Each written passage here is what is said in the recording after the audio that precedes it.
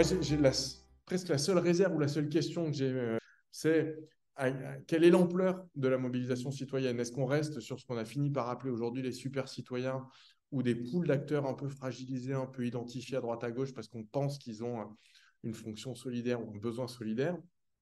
Ou est-ce qu'on arrive à arrimer ces dispositifs-là, je dirais, à l'ensemble de la population du territoire? Sur le côté participation citoyenne, donc moi j'ai consacré quand même pas mal de temps via ma thèse à ce sujet-là. Et l'une des résultats auxquels je suis parvenue, c'est que le contact direct avec les citoyens, c'était quand même très très compliqué, surtout quand on n'avait pas la confiance ou qu'on n'avait pas la capacité de rester longtemps sur un territoire. Et donc l'un des partis pris, en tout cas qui fondent nos propositions, c'est de passer dans un premier temps par des acteurs relais pour construire ces fameuses alliances inédites ou enfin en tout cas groupes d'acteurs qui sont plus ou moins représentatifs. Évidemment, ça se discute dans un territoire, mais on essaye de faire en sorte que ça le soit. Et en tout cas, que dans un deuxième temps, eux, avec notre aide, puissent aller au contact du territoire. C'est un peu là-dessus qu'on fonde la première étape de notre protocole, de notre méthodologie, c'est-à-dire qu'on passe par une formation-action qui dure 6 mois, qu'on a donc expérimenté 3 fois à présent. Et donc, en gros, c'est 6 journées qu'on passe avec une douzaine, quinzaine d'acteurs du territoire qui sont choisis.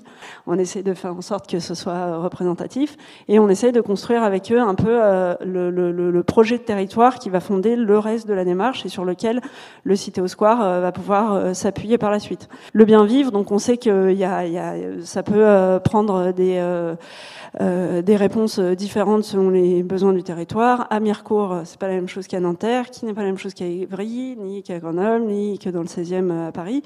Et donc l'idée, c'est de construire à chaque fois, à partir de ces premiers 12 personnes et ensuite les autres qui viendront se greffer, une conception, une vision des enjeux, des problématiques, d'un diagnostic partagé sur lesquels on va pouvoir ensuite baser la réponse. L'idée, ça va être à chaque fois d'essayer de répondre un peu, en tout cas, aux grands enjeux, 3, 4, 5 enjeux qui ont été soulevés par les habitants, les acteurs du territoire, et ensuite d'y répondre selon les ressources, selon les compétences qu'on va avoir localement, à l'intérieur du Cité au Square, ou en partenariat avec les autres acteurs du territoire. Évidemment, on va dire une problématique qu'on a, c'est d'arriver à mobiliser une douzaine de personnes pendant 6 jours et au-delà des 6 jours, à les fidéliser, qu'elles restent présentes dans la phase 2 puis la phase 3. Ça, c'est un des enjeux auxquels on est confronté à chaque fois. Et puis maintenant qu'on arrive à cette phase 2, qui est une phase d'élargissement et de contact plus direct avec les citoyens, c'est aussi évidemment un enjeu auquel n'importe quel acteur de la participation doit faire face et qui est pas, on n'a pas la solution miracle, c'est pas évident. On a fait un événement à Nanterre il y a 1 mois, il y avait une vingtaine de structures relais qui étaient présentes avec en gros 60 salariés ou bénévoles qui étaient impliqués. Du côté des habitants, c'était nettement plus décevant.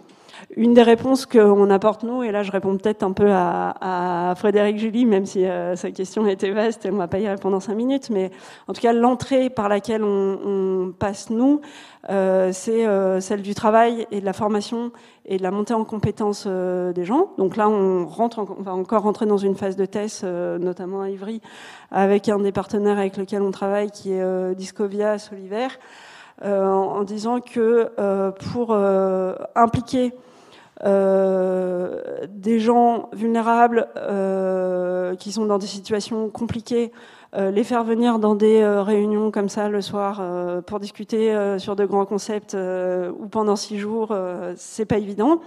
Par contre, l'un des gros enjeux, en tout cas à Nanterre, à Ivry, qui ressort terriblement à chaque fois, c'est l'enjeu de trouver un emploi et de se former face à un marché du travail compliqué, quoi. Donc c'est l'entrée sur laquelle on va se concentrer maintenant.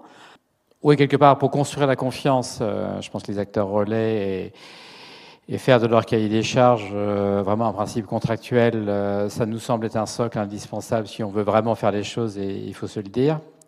Ça permet aussi de se dire sur quoi est embauché l'entrepreneur du bien vivre.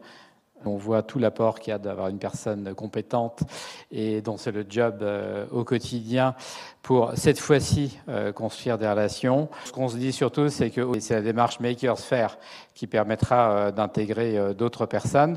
Donc d'une part avec du bénévolat et des choses où on se place en situation où c'est la personne qui fait des ateliers créatifs et qui nous montre des choses. Petit à petit, c'est très long, et ça c'est le retour de 4 ans d'expérience du Café Utopique, on arrive à créer de la confiance et créer une sorte de médiateur. Un groupe médiateur et essayer de faire en sorte que petit à petit, par capillarité, on arrive à toucher véritablement les gens.